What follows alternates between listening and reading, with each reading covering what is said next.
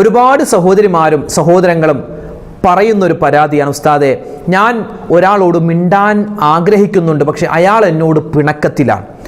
ഇപ്പോൾ ഭാര്യ ഭർത്താക്കന്മാർ തമ്മിൽ പിണക്കത്തിലാണ്, ഉമ്മയും വാപ്പയും തമ്മിൽ പിണക്കത്തിലാണ്, മാതാപിതാക്കൾ മക്കളോട് പിണക്കുക, അല്ലെങ്കിൽ മക്കൾ മാതാപിതാക്കൾ, ഇങ്ങനെ പരസ്പരം പിണങ്ങിക്കഴിയുന്ന ഒരുപാട് കുടുംബങ്ങളുണ്ട്, ഒരുപാട് പേരുണ്ട്. പല ആളുകൾക്കും അങ്ങോട്ട് മിണ്ടണമെന്ന് ആഗ്രഹമുണ്ടാകും, പക്ഷെ മിണ്ടാനൊരു നാണവും മടിയുമൊക്കെയാണ്. ഈ ഒരു സമയത്ത് ഈ പിണക്കം മാറി ഇണക്കമുണ്ടാവാൻ, പ്രത്യേകിച്ച് ഭാര്യ ഭർത്താക്കന്മാർക്കിടയിൽ പിണക്കം മാറി ഇണക്കം സ്നേഹമുണ്ടാവാൻ ഒരു അടിപൊളി ടിപ്സ്, ഖുർആനിക ആത്മീയമായ മരുന്ന് ഇന്നത്തെ വീഡിയോ നമ്മൾ ഇൻഷാ അല്ലാഹ് പറയാൻ പോവുകയാണ്. ഏതാണെന്ന് ഈ ക്ലാസ്സിലൂടെ നമുക്ക് വ്യക്തമായി കേൾക്കാം. നമ്മുടെ ജീവിതത്തിൽ പിണക്കങ്ങൾ സ്വാഭാവികമാണ്. പക്ഷെ ആ പിണക്കങ്ങൾ ആ സ്വാഭാവികതയിൽ തന്നെ അങ്ങോട്ട് തീരണം. അത് 3 ദിവസത്തേക്കാൾ കൂടുതലായാൽ അത് വലിയ അബദ്ധമാണ്. നമ്മുടെ ഇബാദത്തുകൾ പോലും സ്വീകരിക്കപ്പെടില്ല. ഇതൊക്കെ നമുക്കറിയാവുന്നതാണ്.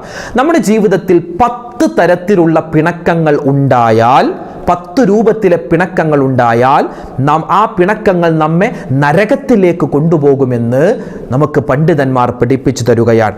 നരകത്തിലേക്ക് നമ്മെ നയിക്കുന്ന 10 പിണക്കങ്ങൾ ഏതൊക്കെയാണെന്ന് വിശദമായി ഇന്നത്തെ ഈ ക്ലാസ്സിൽ നമുക്ക് വിശദമായി പഠിക്കാം. ഈ ക്ലാസ് നിങ്ങൾ കേൾക്കുക, മറ്റുള്ളവർക്ക് കൂടി എത്തിച്ചു കൊടുക്കുക. അല്ലാഹു തആല എല്ലാ പിണക്കങ്ങളെ തൊട്ടും നമ്മെ കാത്തുരക്ഷിക്കുമാറാവട്ടെ. ആമീൻ. അസ്സലാമു അലൈക്കും വറഹ്മത്തുള്ളാഹി തആല വബറകാതുഹു. അഊദു ബില്ലാഹി മിനശ് ശൈത്വാനിർ റജീം. ബിസ്മില്ലാഹിർ റഹ്മാനിർ റഹീം. അൽഹംദുലില്ലാഹി റബ്ബിൽ ആലമീൻ. ബിസ്മില്ലാഹില്ലദീ ലാ യദുറു മഅസ്മിഹി ഷൈഉൻ ഫിൽ അർളി വലാ ഫിസ് സമാഇ വഹുവസ് സമീഉൽ അലീം. ഏറ്റവും സ്നേഹ ബഹുമാനം നിറഞ്ഞ സത്യവിശ്വാസികളെ, ഉമ്മമാരെ, സഹോദരിമാരെ, ഇന്ന് നമ്മൾ പറയാൻ ഉദ്ദേശിക്കുന്നത് ഒരുപാട് പേര് ചോദിച്ച ഒരു ചോദ്യമാണ്. ഉസ്താദെ, എന്നോട് എൻ്റെ ഭർത്താവ് പിണങ്ങി നിൽക്കുകയാണ്, അല്ലെങ്കിൽ എന്നോട് എൻ്റെ ഭാര്യ പിണക്കത്തിലാണ്, അല്ലെങ്കിൽ പല ഉമ്മമാരും പറയാറുണ്ട്, മക്കൾ പിണങ്ങി നിൽക്കുകയാണ് ഉസ്താദെ, ഞങ്ങൾ മാതാപിതാക്കളോടാവും അവർ മിണ്ടുന്നത് പോലുമില്ല, അല്ലെങ്കിൽ വാപ്പ മക്കളോട് പിണങ്ങി നിൽക്കുന്നു, അല്ലെങ്കിൽ സഹോദരന്മാർ പരസ്പരം പിണക്കത്തിലാണ്. ഈ പിണക്കമൊന്നു മാറും, അല്ലെങ്കിൽ കൂട്ടുകാർ തമ്മിൽ പിണക്കത്തിലാണ്. അങ്ങനെ ഈ പിണക്കം അത് പല രൂപത്തിൽ എല്ലാവരോടും, കുടുംബത്തിലും അതല്ലാതെ അയൽവാസികൾ തമ്മിൽ, കുടുംബക്കാർ തമ്മിൽ, കൂട്ടുകാർ, നാട്ടുകാർ തമ്മിലൊക്കെ പലപ്പോഴും പല പിണക്കങ്ങളിലായി വർഷങ്ങളോളം മിണ്ടാത്ത ഒരുപാട് പേരുണ്ട്. അപ്പോൾ ഈ പിണക്കമൊന്നും, ഞങ്ങൾക്ക് താല്പര്യമുണ്ട് അവരോട് സംസാരിച്ച് പിണക്കമൊക്കെ മാറ്റാൻ. പലപ്പോഴും ഞാൻ നേരിട്ട് കണ്ട് സലാം പറഞ്ഞിട്ടുണ്ട്, പക്ഷേ അവരിങ്ങോട്ട് സലാം മടക്കുന്നു പോലുമില്ല. എനിക്കത് വലിയൊരു പ്രയാസമുണ്ട് ഉസ്താദെ. കാരണം എനിക്ക് അവനോട് പിണക്കം ഇല്ലാതെ മുന്നോട്ട് പോകാനാണ് താല്പര്യം. ഈ പിണക്കം മാറാൻ എന്താണ് വഴി എന്ന് ഒരുപാട് പേര് ചോദിച്ചതിൻ്റെ അടിസ്ഥാനത്തിൽ പറയട്ടെ. പിണക്കം മാറാൻ ഒരു അടിപൊളി ടിപ്സ് ഇൻഷാ അല്ലാഹ് ഇന്നത്തെ വീഡിയോയിൽ നമ്മൾ പറയാൻ പോവുകയാണ്. അതോടൊപ്പം തന്നെ നമ്മൾ നമ്മുടെ ജീവിതത്തിൽ ശ്രദ്ധിക്കേണ്ട ചില പിണക്കങ്ങളുണ്ട്. 10 തരത്തിലുള്ള പിണക്കങ്ങൾ നമ്മുടെ ജീവിതത്തിൽ ഉണ്ടായാൽ അത് നാശത്തിലാണ് എത്തുക. അല്ലാഹു തആല നമ്മളെ കാക്കുമാറാവട്ടെ.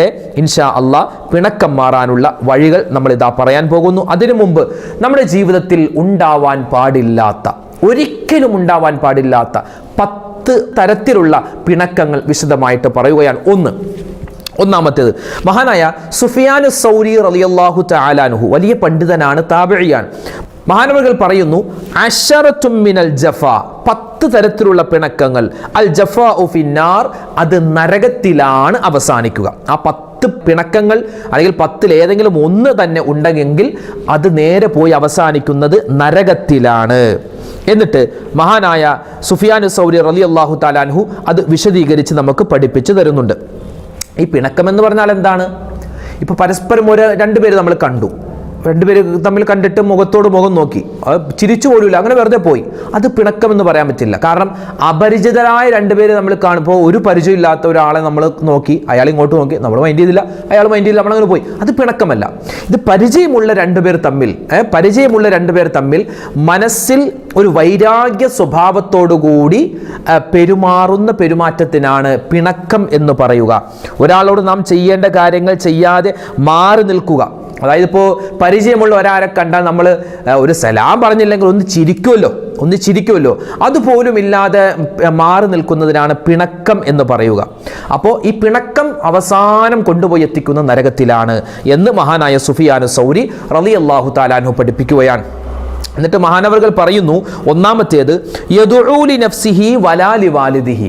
ഒരു മനുഷ്യൻ പിണങ്ങുന്നത് പല രൂപത്തിലാണ്. അതായത് ഒരാളെ കാണുമ്പോൾ മിണ്ടാതിരിക്കുക മാത്രമല്ല പിണക്കം, അല്ലെങ്കിൽ ഒരാളോട് ഒരു അസൂയ അല്ലെങ്കിൽ കുശുമ്പ് അതുകൊണ്ട് മിണ്ടാതിരിക്കുക, അത് മാത്രമല്ല പിണക്കം. വഴക്കിട്ടിട്ട് മിണ്ടാതിരിക്കുക, അത് മാത്രമല്ല പിണക്കം. മഹാനവറുകൾ പറയുന്നു യദുഉ ലി നഫ്സിഹി വലാ ലി വാലിദിഹി, അതായത് ഒരു മനുഷ്യൻ സ്വന്തത്തിന് വേണ്ടി മാത്രം ദുആ ചെയ്യുന്നു, അവൻ്റെ ഉമ്മാക്കോ വാപ്പാക്കോ വേണ്ടി അവൻ്റെ ദുആയിൽ അവൻ സമയം കണ്ടെത്തുന്നില്ല എങ്കിൽ അവൻ അവരോട് പിണങ്ങിയവനാണെന്ന് മഹാനായ സുഫിയാൻ സൗരി റളിയല്ലാഹു അൻഹു. അങ്ങനെയാണെങ്കിൽ നമ്മളൊക്കെ എപ്പോഴേ നമ്മുടെ മാതാപിതാക്കളോട് പിണങ്ങി അല്ലേ? നമ്മളൊക്കെ ദുആ ചെയ്യും, അല്ലാഹ് എൻ്റെ കച്ചവടം, എൻ്റെ കുടുംബം, എൻ്റെ എല്ലാം എൻ്റെ നമ്മുടെ സ്വന്തം വാപ്പാക്ക് വേണ്ടി ഉമ്മാക്ക് വേണ്ടി, അല്ലെങ്കിൽ മരണപ്പെട്ടു പോയവരാണെങ്കിൽ അങ്ങനെ, അല്ലെങ്കിൽ ജീവിച്ചിരിക്കുന്നവരാണെങ്കിൽ അങ്ങനെ, അവർക്ക് വേണ്ടിയൊക്കെ ദുആ ചെയ്യാൻ പലപ്പോഴും നമ്മൾ സമയം കണ്ടെത്താറില്ല. അതെന്താണ് പ്രശ്നം? എന്താണ്? അങ്ങനെ വരുമ്പോൾ ഉമ്മാനോടും വാപ്പാനോടും നമ്മൾ പിണങ്ങിയതുപോലെയാണെന്നാണ്. നമ്മൾ ഉമ്മാനോടും വാപ്പാനോടും സംസാരിക്കുന്നുണ്ട്, അവർക്ക് വേണ്ട കാര്യങ്ങൾ ചെയ്തു കൊടുക്കുന്നുണ്ട്, പക്ഷേ അവർക്ക് വേണ്ടി ദുആ ചെയ്തില്ല എങ്കിൽ നമ്മൾ അവരോട് പിണങ്ങിയവരെ പോലെയാണെന്ന് മഹാനായ സുഫിയാൻ സൗരി തങ്ങൾ പറയുകയാണ്. വിശുദ്ധമായ ഖുർആനിൽ തന്നെ ഉണ്ടല്ലോ ഉമ്മാക്കും വാപ്പാക്കും വേണ്ടി എങ്ങനെയാ ദുആരക്കേണ്ടതെന്ന് പോലും ഖുർആൻ വ്യക്തമായി പറഞ്ഞു. റബ്ബിർഹംഹുമാ കമാ റബ്ബയാനി സഗീറ. ഇങ്ങനെയാണ് നിങ്ങൾ മക്കളെ നിങ്ങളുടെ ഉമ്മാക്ക് വേണ്ടി വാപ്പിച്ചാക്ക് വേണ്ടി നിങ്ങൾ ദുആരക്കേണ്ടത്, അങ്ങനെയാണെന്ന് പോലും ഖുർആൻ നമ്മൾ പഠിപ്പിക്കുന്നുണ്ട് അല്ലേ? നബി തങ്ങൾ പറഞ്ഞു ഹുമാ ജന്നത്തുക വനാറുക. ഒരു സ്വഹാബി വന്ന് ചോദിച്ചു, നബിയെ എൻ്റെ ഉമ്മാനോടും വാപ്പാനോടും എനിക്ക് എന്തെങ്കിലും കടമയുണ്ടോ? ഉണ്ടടാ, ഉണ്ട്. ഹുമാ ജന്നത്തുക വനാറുക. അവർ നിന്റെ നരകമാണ്, അല്ലെങ്കിൽ അവർ നിന്റെ സ്വർഗമാണ്. അവരോട് മാന്യമായി പെരുമാറിയാൽ നിനക്ക് സ്വർഗമുണ്ട്, മോശമായി പെരുമാറിയാൽ നിനക്ക് നരകമുണ്ട് എന്ന് മഹാനായ ആദരവായ റസൂലുള്ളാഹി സ്വല്ലല്ലാഹു അലൈഹി വസല്ലമ തങ്ങൾ പറഞ്ഞു കൊടുക്കുകയാണ്. പിന്നെ ഈ ഒരു മനുഷ്യൻ മരണപ്പെട്ട് കഴിഞ്ഞാൽ അവനിക്ക് 3 കാര്യങ്ങളാണ് കിട്ടുക. അതിൽ നബി തങ്ങൾ പറഞ്ഞത്, മൂന്നാമതായി പറഞ്ഞു വലദുൻ സ്വാലിഹുൻ യദുഉല. ആ മാതാപിതാക്കൾ മരണപ്പെട്ട് അവർക്ക് വേണ്ടി ദുആ ചെയ്യുന്ന മക്കളാണ്. അപ്പോൾ മാതാപിതാക്കൾക്ക് വേണ്ടി ദുആരക്കുക എന്ന് പറഞ്ഞാൽ അതിശ്രേഷ്ഠമായ ഒരു കാര്യമാണ്, വളരെ പുണ്യമുള്ള കാര്യമാണെന്ന് നമ്മൾ മറന്നു പോവാൻ പാടില്ല. ഇത് മാതാപിതാക്കൾക്ക് വേണ്ടി ദുആ ചെയ്തില്ല എങ്കിൽ അവർ ഉമ്മയോടും വാപ്പയോടും പിണങ്ങിയതുപോലെയാണ്. അപ്പോൾ സ്വന്തമായിട്ട് നമ്മൾ ദുആ ചെയ്തില്ലെങ്കിൽ ഉമ്മാക്കും വാപ്പാക്കും വേണ്ടി ദുആ ഇറക്കണേ.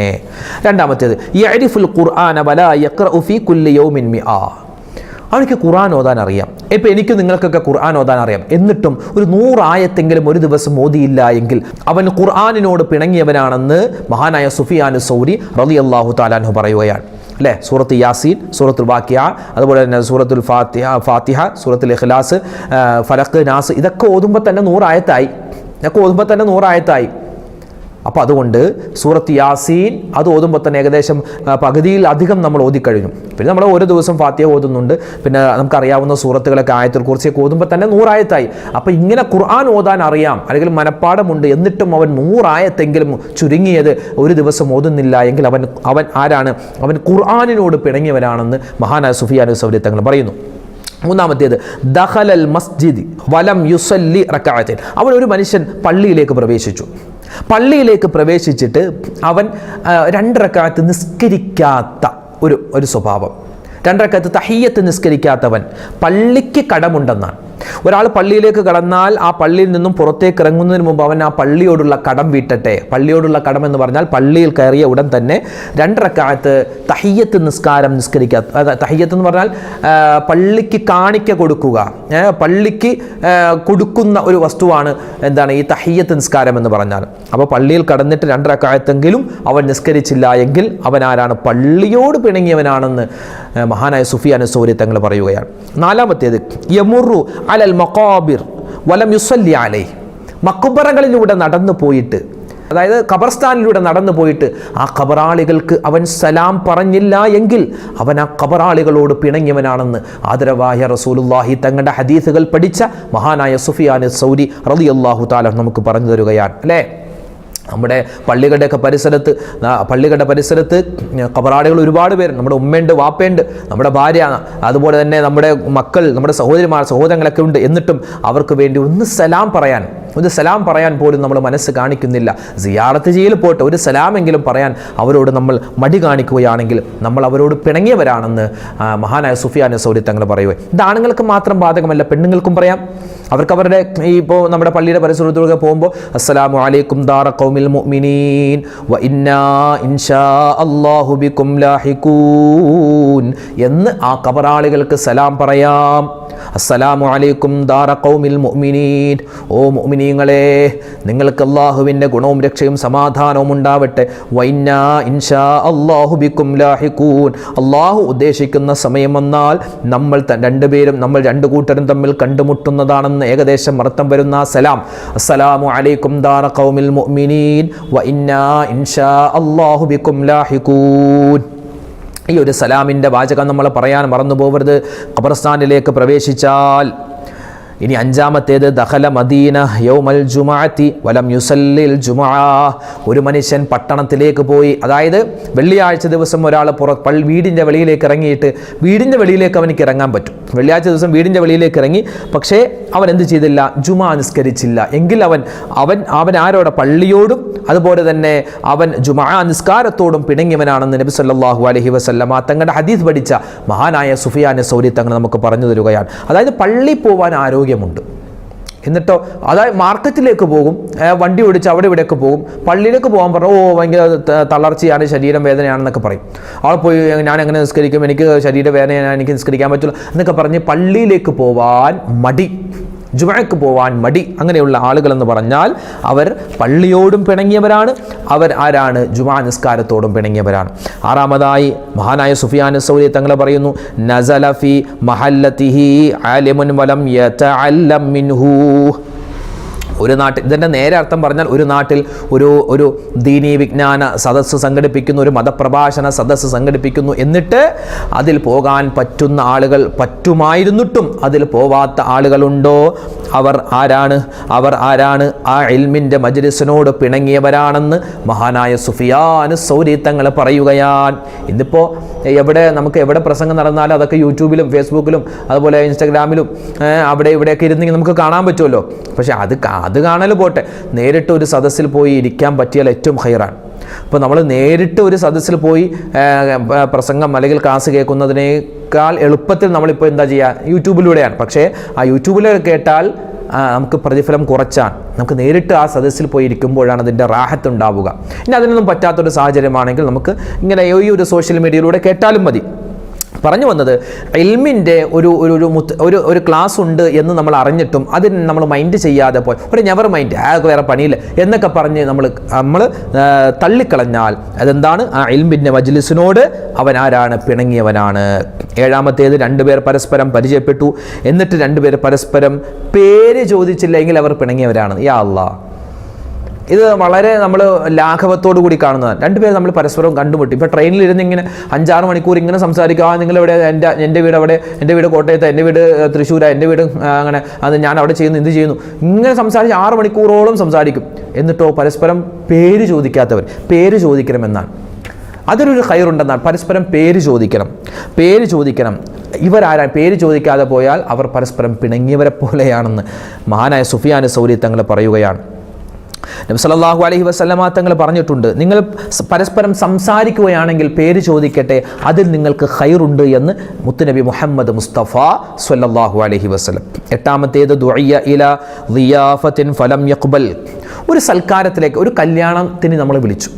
നമ്മൾ ഒരാൾ കല്യാണത്തിന്, ഒരു അയൽവാസിയാവട്ടെ കുടുംബക്കാരാവട്ടെ കല്യാണത്തിന് വിളിച്ചു, എന്നിട്ട് നമ്മൾ മനഃപൂർവ്വം പോകാതെ, എന്തെങ്കിലും ഒരു അത്യാവശ്യ കേസ് വന്ന് പോകാതിരിക്കില്ല, മനഃപൂർവ്വം പോകാൻ, വേറെ പണിയില്ലേ?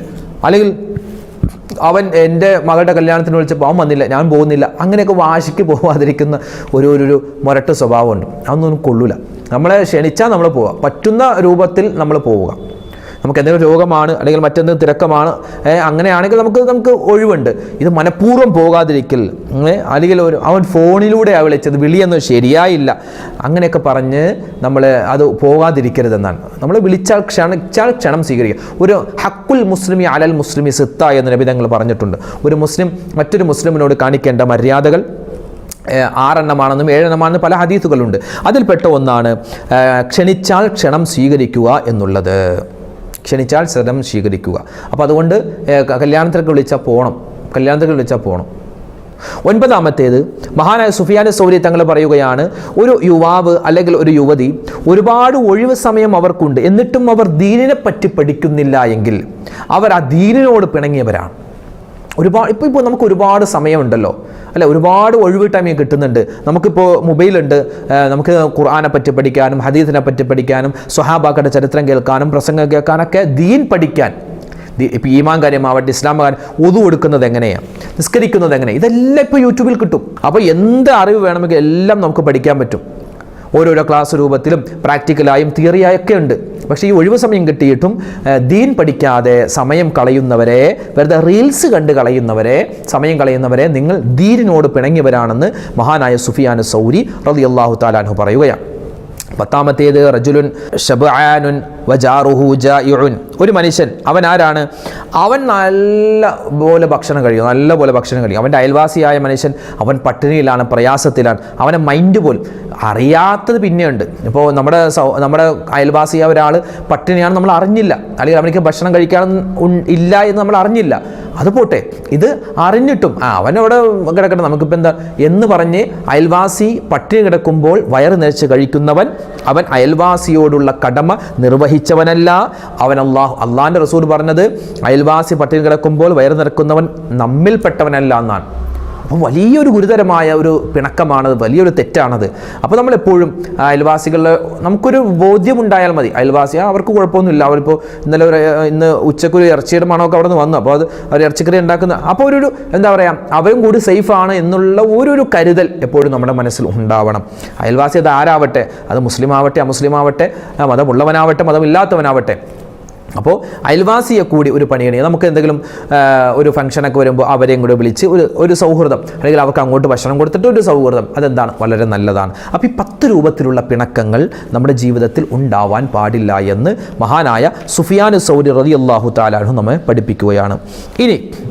ഇനി പല ആളുകളും ചോദിക്കുന്നു, ഉസ്താദേ, ഞാൻ ഒരുപാട് ഇങ്ങനെ പലരോടും ഇങ്ങനെ പിണക്കവുമായി ബന്ധപ്പെട്ട് ഇണങ്ങാൻ വേണ്ടി അങ്ങോട്ട് ചെല്ലുന്നുണ്ട്, പക്ഷേ ആരും ഇങ്ങോട്ട് അടുക്കുന്നില്ല, സലാം ഞാൻ അങ്ങോട്ട് പറഞ്ഞിട്ട് മടക്കുന്നില്ല, എന്താണ് ഒരു പോംവഴി? പരസ്പരം ഭാര്യ ഭർത്താക്കന്മാർ പിണക്കൽ, മക്കൾ തമ്മിൽ പിണക്കത്തിലാണ്, പിന്നെ ഉമ്മയും ബാപ്പയും തമ്മിൽ പിണക്കത്തിലാണ്. ഈ പിണക്കം മാറാൻ എന്താണ് ഉസ്താദേ ചെയ്യേണ്ടത് എന്ന് ചോദിക്കുന്ന പല ആളുകളുമുണ്ട്. ചില ആളുകൾക്ക് മിണ്ടണമെന്നുണ്ടാകും, പക്ഷെ നാണമാണ്.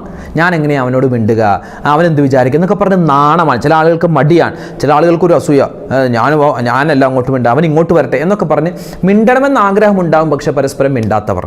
അങ്ങനെയുള്ളവരെ അവർക്ക് ഇടയിലുള്ള ആ ഒരു പിണക്കം മാറി ഇണക്കം വരാൻ, അത് ഭാര്യയാവട്ടെ ഭർത്താവട്ടെ ആരാവട്ടെ, അവർക്കിടയിൽ ഇണക്കം വരാൻ രണ്ടുപേരും ഓതിയാൽ ഹൈറാൻ, അല്ലെങ്കിൽ ഒരാളെങ്കിലും ഓതണം. ഏത്? സൂറത്ത് യാസീൻ. നമ്മളൊക്കെ ഓതുന്ന സൂറത്ത് യാസീനാണ്. സൂറത്ത് യാസീനിൻ്റെ 8-9 ആയത്തുകൾ.